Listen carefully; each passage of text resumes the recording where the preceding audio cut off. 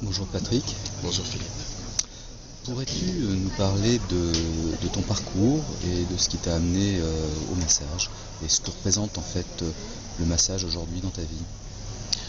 Le massage pour moi, c'est de m'inscrire dans une tradition familiale parce que mon père me massait quand j'étais enfant, ma grand-mère me massait et le fait de revenir au monde du massage, pour moi, c'est de revenir finalement à ma source et de revenir à quelque chose qui est précieux pour moi, qui est le toucher.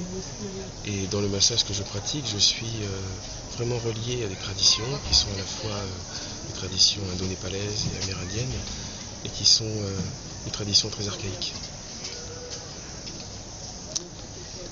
Donc en fait, si c'est un massage traditionnel, si je comprends bien, tu as été baigné dès ta naissance, dès le plus jeune âge, dans le massage. Je pense dès le fait que, dès le ventre de ma mère, j'étais déjà massé.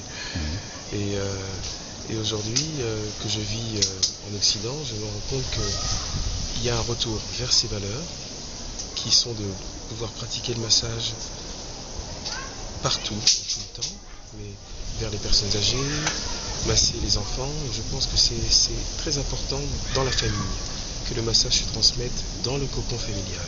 D'accord. Quels sont selon toi les bienfaits du massage?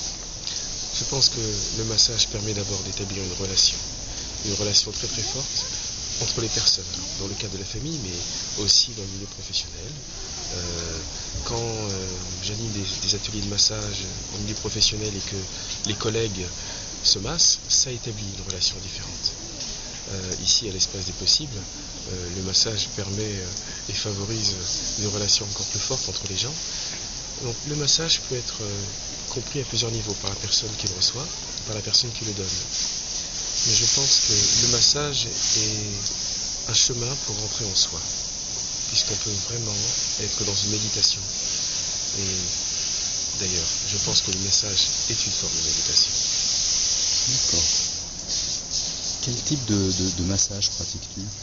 Alors, je pratique beaucoup de types de massages différents, aux huiles essentielles, habillé, assis, allongé, réflexologie des pieds, réflexologie du visage. Pour moi, quel que soit le type de massage, on est forcément en relation avec l'ensemble de la personne. C'est-à-dire que ce que la personne peut vivre ne dépend pas tant du type de massage que de la conscience qu'on met dans le toucher. Et il peut se passer des choses extraordinaires quand on est sur un massage des pieds, quand on est sur un massage du visage. Voilà, je pense que je ne saurais pas dire quel est le type de massage que je pratique, parce que ce serait cloisonner les choses, mais je pense que le massage en lui-même est un outil extraordinaire de relation et de communication avec l'autre. Pourrais-tu nous parler d'un souvenir qui t'a marqué, qui serait en rapport justement avec cet univers du massage? Je pense, dans le dernier atelier que j'ai animé, qui était de réflexologie du visage, à un couple qui découvrait qu'il pouvait se toucher autrement que par rapport lié à la sexualité, et ça les a rapprochés. Ça les a rapprochés de prendre soin l'un de l'autre, d'être dans quelque chose de minutieux, qui est le massage du visage, où on doit être dans une attention vraiment très particulière, et ça les a rapprochés. Ils sont venus m'en témoigner à la fin, que c'était comme si leur histoire de couple était repartie sur de nouvelles bases. Donc pour moi, c'est mon meilleur souvenir, et c'est un souvenir qui a 2 jours. D'accord. Si tu avais des conseils à donner à des personnes qui voudraient s'initier au massage, qu'est-ce que tu pourrais leur dire? Je pense que le massage doit se nourrir de tout ce qui est vie. C'est-à-dire, moi je suggère aux masseurs d'abord de prendre soin d'eux.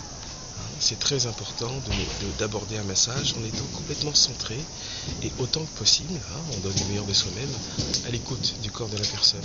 Il ne s'agit pas de réciter un protocole ou de faire un déballage technique, c'est vraiment d'être à l'écoute de la personne qui est massée.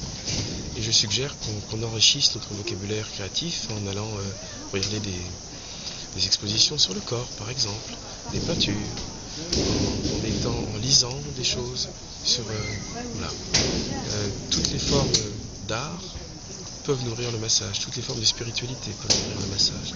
Donc pour nourrir le massage, je pense qu'il faut avoir les oreilles et l'esprit très ouverts sur ce que la vie nous apporte. Quelles sont selon toi les qualités d'un bon masseur? je pense que les qualités d'un bon masseur, c'est d'abord d'être très présent, d'être très centré, très à l'écoute de la personne. Et je pense que c'est de pouvoir faire descendre son cœur dans ses mains. C'est plus important que la technique. C'est de vraiment rentrer dans l'espace du cœur. D'accord. Et il est possible de pratiquer le massage à n'importe quel âge? Je pense que oui. Je pense que oui. Je pense que je connais des ateliers, par exemple, de massage par enfant, où les parents massent les enfants et puis les enfants massent les parents. Ça se pratique dès le plus jeune âge et c'est extraordinaire. C'est extraordinaire. Sans parler des ateliers de massage pour bébés, par exemple, mais sauf que les bébés ne massent pas encore. Hein. Mais on peut pratiquer le massage à n'importe quel âge, oui, et c'est même souhaitable, selon moi. Si tu devais donner un conseil à des personnes qui voudraient débuter, qu'est-ce que tu leur dirais? Je leur dirais d'abord de ne pas se forcer, de vraiment écouter leur intuition profonde pour savoir à quel moment elles peuvent débuter et avec quel type de pratique, avec quelle personne. Mais je leur dirais que le massage est quelque chose de merveilleux à recevoir. Voilà, donc qu'elles y aillent à leur rythme, mais voilà, qu'il n'y a pas de peur à avoir.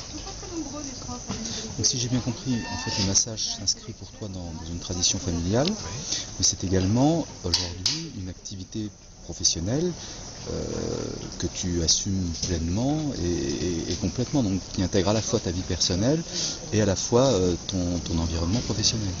Alors le terme professionnel que je comprends, je pense que le massage dans ma vie prend une place qui est tellement importante, le massage et l'écoute à travers tout ce qui peut se passer, que le terme professionnel me surprend parce que je suis tellement heureux de ce que je fais que je n'ai pas l'impression d'être dans l'acceptation normale de ce terme professionnel.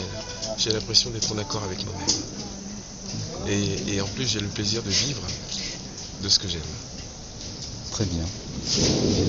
Merci Patrick pour ces paroles, ces belles paroles sur le massage qui visiblement est un art qui apporte beaucoup de bienfaits aux êtres humains, tous les âges si j'ai bien compris. Merci.